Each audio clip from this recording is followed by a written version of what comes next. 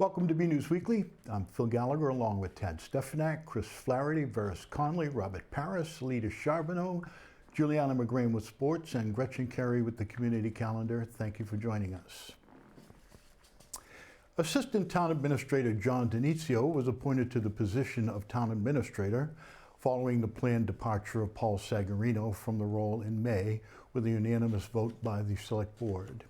Each member of the board expressed their confidence in Danizio to step up to the responsibilities of Town Administrator. Working for the town for the last 6 years, Danizio brings stability to the transition, already being familiar with the town operations and departments. In accepting the position, Danizio thanked the board for their compliments and kind words, crediting the staff and team at Town Hall. I'm truly humbled and excited for this opportunity. It's obviously bittersweet with colleague.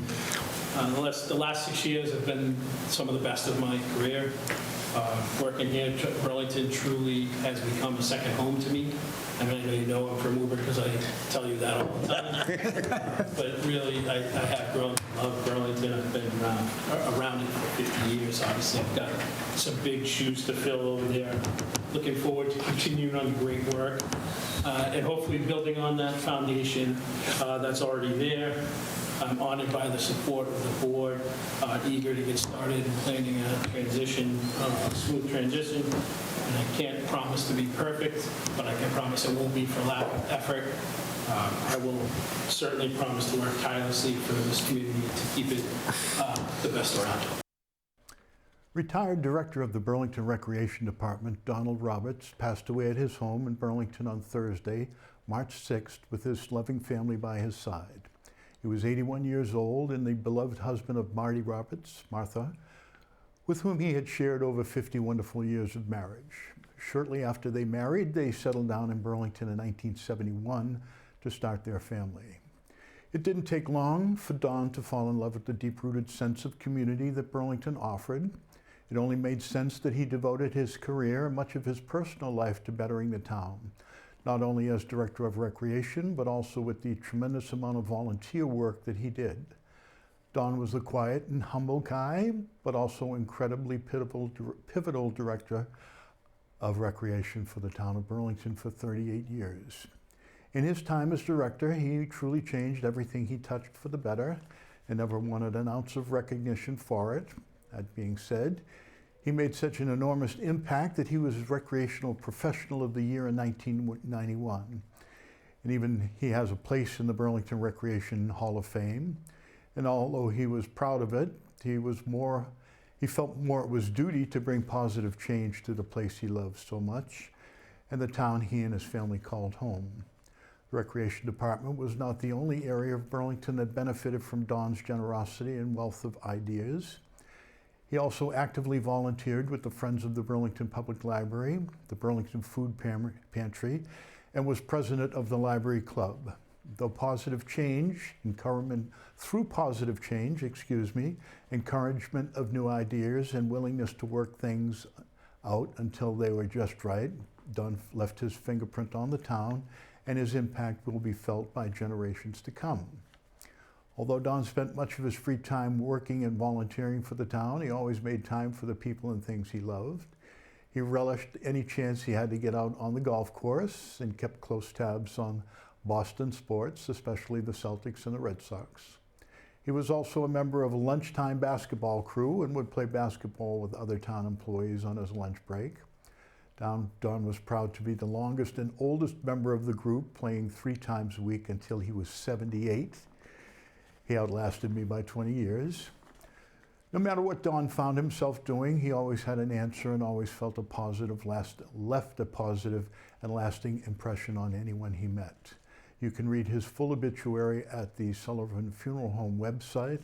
We'll also have a review of him at the end of the program today.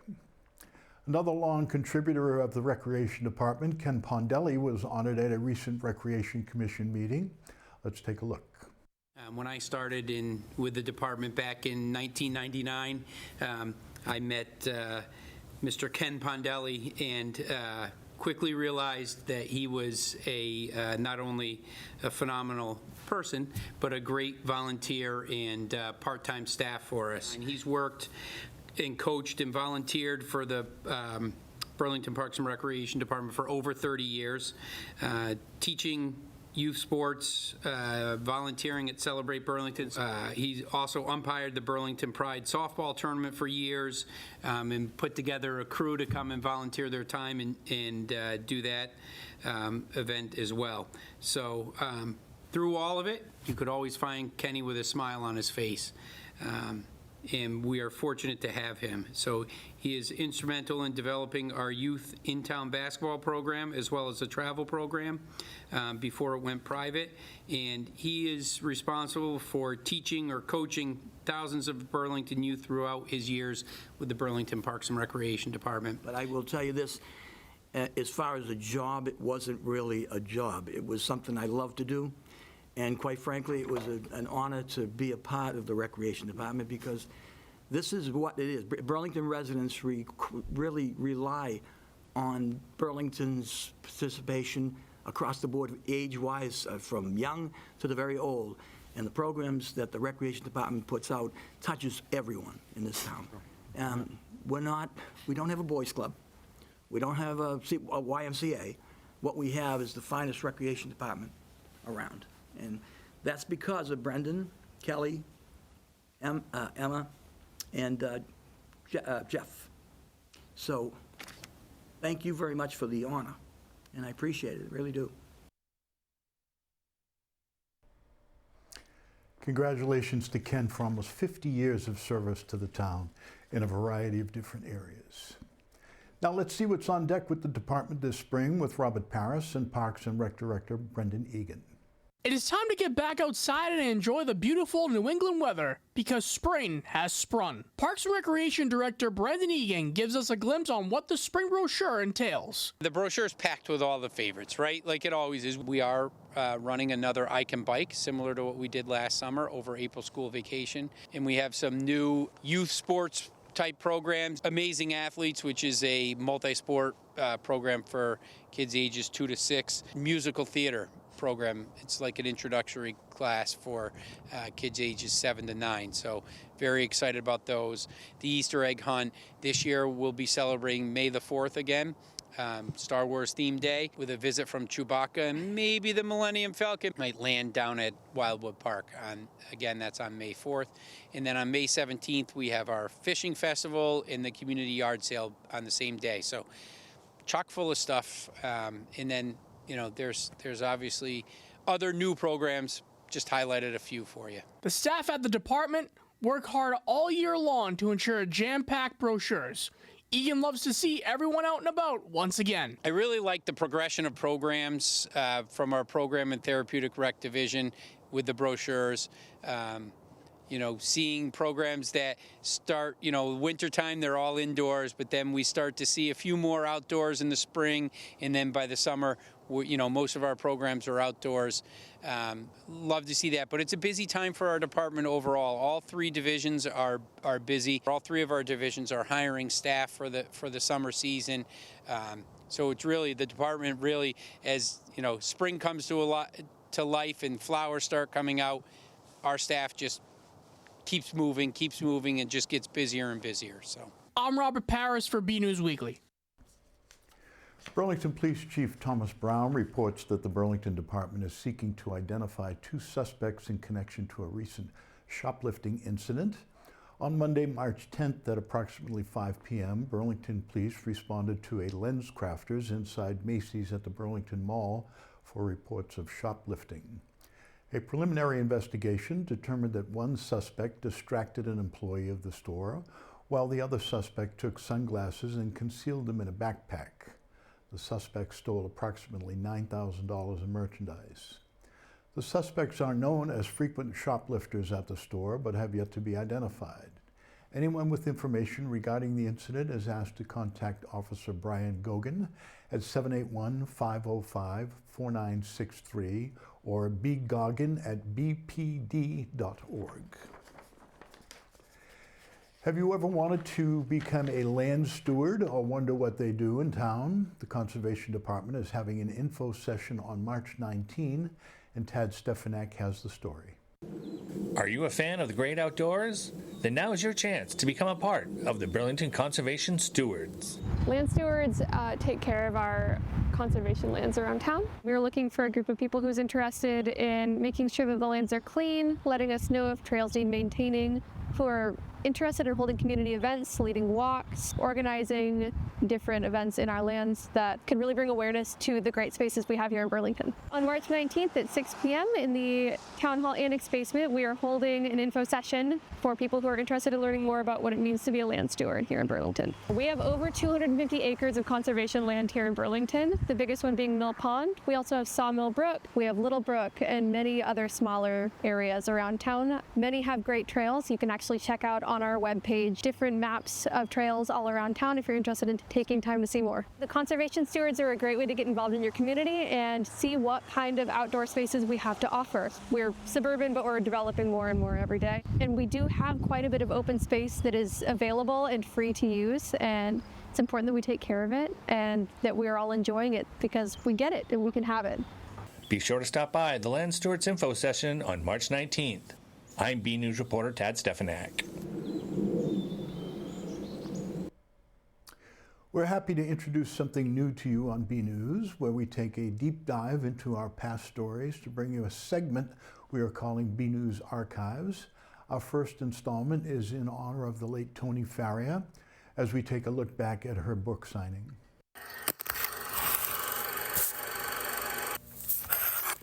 Burlington's Barnes & Noble was host to a new book signing, or to a book signing for a new history book published by Burlington resident Tony Faria. An attention-grabbing new book about the history of the Burlington Fire Department was the special attention of a book signing at Barnes & Noble. Tony came to me quite a while back and asked me if I'd be interested in helping write a foreword for her book, and I was honored by the request. So I wrote the foreword, and Tony just kept working, putting all the pieces together. She'd come by the firehouse on a regular basis, asking questions, asking for more photos and things like that, and she just did yeoman's work putting it all together, and we're thrilled that she's put our history down in book form, giving us the tradition that we all knew, but now we've got it as a regular long-term legacy. But the body of the book was researched and written by Burlington resident and co-chair of the Burlington Historical Commission, Tony Faria. I was married to a firefighter who was a firefighter in Burlington for 24 years, and we were very interested in the early history of the department, with the volunteer department, and we planned to write a book together, and we never did do that. So after he died in 2006, I decided to do it myself. And I'm on the Historical Commission, and so naturally we were interested in the early history, and they backed me, and the Cultural Council gave me a small grant, and the fire department helped, and it was a cooperative effort in town. A lot of people helped me. All in all, Tony Faria's book, Burlington Firefighting, has been a great success, and it's been this reporter's pleasure to watch Burlington history become history.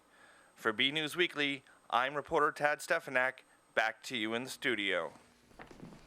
Congratulations to Tony on a labor of love. Tony was also a wonderful member of the selectman staff for a long period of time. Just in time for St. Patrick's Day, the Burlington Historical Society welcomed the Merry Minstrels, who performed music, song, and dance inspired by the Emerald Isle. Alita Charbonneau brings us the story. McCarthy pumps the old bassoon while I the pipes do play. And Hennessy, Tennessee, toodles the flute, and the music is something grand.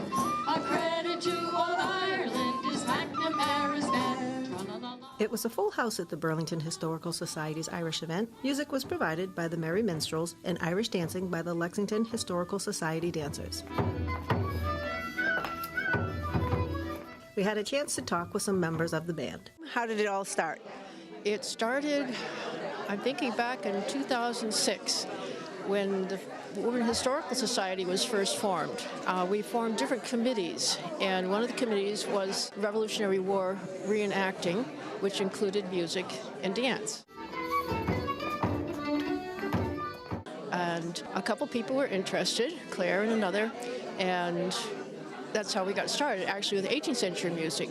But as time went by, there wasn't that much call for the 18th century music, but we discovered that Woburn loves Irish music. I am Kilrain, I'm a fighting man, and I come from County Clare, and the Brits were named for Fayette, so I took my leave of there.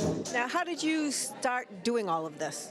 Well, the band began with Darlene performing by herself at a senior center in Woburn. Then she asked me to join her, and over the last 15 years or so, we've had a number of band members come and go, and we now have this configuration. We work really well together. We have a lot of fun practicing, and we're so grateful for this opportunity to perform for the Burlington Historical Society. You see, it's Mr. McGuire, and he's courting your sister Kate. We have a lot of fun, and in addition to the singing, we also do dancing. Irish dancing is so much fun. Darlene will tell you about that. She's our leader on that. Are you going to dance for us tonight? I'm not sure because I direct the dancers. First couple cast, all the leaders. It's all part of traditional music of the British Isles. There's a lot of crossover between Scotland, Ireland, and England. Many songs that people today think are Irish in origin were not. And then there's some that people thought were Scottish or English, but started in Ireland. And there was so much interchanging. So really the history portion of it is what got you hooked. That is correct, yes, the history. Everyone was Irish by the end of the evening and singing along with familiar Irish ditties. When Irish eyes are smiling. From the Historical Society's St. Patrick's Day presentation, I'm Alita Charbonneau for BNEWS Weekly. Erin Gobra, and happy St. Patrick's to you. Irish laughter. You can watch the Merry Minstrels Irish concert in its entirety on BCAT and bcattv.org. When Irish hearts are happy. One of Burlington's high school's very own is in the running for America's Favorite Teacher, and Veris Conley has the story. The America's Favorite Teacher competition has come around once again, and this year, Burlington High School's very own Tim Ketterer is in the running. So I learned about it on Facebook. Any teacher can sign up for it. It was plastered all over the place on every wall. They actually reached out to me. I had a student from about 15 years ago. I was told I should probably compete. So I signed up for it, hoping for the best. And they just finished the top 20. And so I'm still first place. And the next week they'll eliminate 5 more, and they'll just keep eliminating as it goes down until they have a winner. Kind of just went in and did what I felt was right every day, and I didn't think anything was all that special. I just tried to do what's right for kids, not realizing that it would have the impact that it had. One example would be I had a student who came from Guatemala, didn't speak any English. She came in as a junior, and so I'm teaching her how to play clarinet as well as speak English, and she would always actually just play the keyboard that I have in my office. 2 years later, she graduated, and I actually awarded her a scholarship to help her go to college. And I gifted her the keyboard because she had used it more in the last 2 years than I had in the previous 5. Being first place is awesome, but I really think the best thing that I'm getting out of this is finding out all the little things over the last 15 years that meant way more than I ever thought they would. It's great. I can't find another word. We wish Tim Ketterer luck in the competition. This is Veris Connolly from BNews. Good luck, Tim. Up next is sports with Juliana McGrain after our community calendar with Gretchen Carey. Hey everyone, I'm Gretchen Carey, and this is your community calendar. On March 19th from 6:30 to 8:30 p.m., the Made in Burlington store is having a Spring Wreath Workshop. Pre-registration is required. For more information and to register, go to their website. On March 26th at 6 p.m., the Burlington Medical Reserve Corps will be having a Narcan presentation at the Grandview Farm. Please RSVP to 781-270-1955. Through April 5th, the Burlington Rotary Club is having a Seas Candy Spring fundraiser. For more information, go to our website. For more community calendar events, go to bcattv.org, burlingtonpubliclibrary.org, and burlingtonrecreation.org. I'm Gretchen Carey, and that was your community calendar. Hey everyone, I'm Juliana McGrain, and this is your weekly sports report. Junior Ryan Brooks will be competing in the New Balance Nationals on March 14th. We'll have an update next week. The esports team have been a month into their season, and we have updates. Esports is a month into their spring season, and a number of teams are moving up in the rankings. The Rocket League team is 5th in the state. Fortnite is ranked 22. Mario Kart also fell in the rankings at 7th. Tommy Cullen, Gio Delgado, and Brady Casas won by forfeit in Madden. Brady Richard lost his match. Here are their current standings. Delgado ranks at 13, Richard at 32, Casas at 34, and Cullen at 42. The teams will be competing in their upcoming matches on March 13th. On St. Patrick's Day, the spring sports tryouts begin for baseball, softball, track, lacrosse, tennis, volleyball, and unified basketball will begin their season in mid-April. We'll have a full feature in next week's report. For more Red Devil action, check out our sports section at bcattv.org/sports and follow us on X at BNEWS Sports. That's all for this week. I am Julianne McGrain. Back to you guys in the studio. Who are the biggest winners and losers at this year's Oscars? Entertainment Buzz reporter Chris Flaherty breaks it all down for us. As an avid film buff, it pains me to say that my excitement towards the Academy Awards has slowly decreased over the last few years. I won't waste time with complaints that nobody sees the films that are nominated or it's a political popularity contest, because frankly, that may never change. However, when this year's ceremony began with a moving tribute to the city of Los Angeles and the films that have been shot there, and then a spectacular performance from Wicked's Cynthia Erivo and Ariana Grande, I couldn't help but feel a little bit excited again. Conan O'Brien, save for a bizarre and unnecessary musical number, was an excellent host and should definitely be asked back next year. This year was a weird race for Best Picture. Early on, Emilia Perez and The Brutalist both emerged as frontrunners, only for both to very quickly become plagued with controversy and fall from grace. Everyone's eyes then turned to Anora, which swept the night with 5 wins, including Best Picture, Director, Lead Actress, Adapted Screenplay, and Film Editing. I really enjoyed Anora. Initially, I never thought it had a chance to win any of these major awards, but I'm very glad it did. It was shocking to see Mikey Madison win Best Lead Actress over Demi Moore, the favorite for her performance in The Substance. Who would have guessed the young actress would actually beat out the seasoned veteran? Regrettably, Emilia Perez did not go home empty-handed, winning Best Supporting Actress for Zoe Saldana, frankly the only award it deserved, and Best Original Song. Despite this, the winners did nothing to speak in support of the Mexican or trans communities during their televised speeches. These are 2 communities who were deeply offended by this film. And while Adrian Brody did give a great performance in The Brutalist, as he went on and on trying to set the record for the longest acceptance speech ever, and he did by telling the orchestra to stop playing him off, he began to feel less and less deserving. There's also the fact that AI was used, which is what the Writers and Actors Guilds went on strike for 2 years ago, to enhance his Hungarian accent for the role, which should have disqualified him from the very beginning. As for Best Animated Feature, Flow may not have been the most structurally sound narrative of the nominees, but its technical achievements alone definitely secured its win, though in my opinion, The Wild Robot was robbed. It was nice to see Wicked come home with a couple trophies. It definitely was this year's Barbie, meaning it's the crowd favorite that was nominated for awards, but probably only to attract audiences. Interestingly, musical numbers from both were even performed at their respective year's ceremony. Sort of makes you think, if these films are such crowd pleasers, why aren't they winning more awards? Well, probably because voting members of the Academy don't watch the films they vote for. Hollywood trades often release anonymous Oscar ballots leading up to the big night, and some of the voters' comments this year are pretty scathing. Many admitted to not even finishing or watching some of the longer films like Dune Part 2 and The Brutalist, while others said things like they didn't vote for Ralph Fiennes in Conclave for Best Lead Actor because, quote, he won before and Adrian Brody hasn't, which a quick Google would tell you that's wrong. Quite the opposite, actually. The Oscar ceremonies have gotten progressively better in the last few years due to the more diverse catalog of films and talent being nominated. While mostly everyone deserved to win, this year was not perfect. The Oscars very much should be the film buff's equivalent to the Super Bowl, and let's be honest, the Super Bowl is more entertaining when your team is playing in it.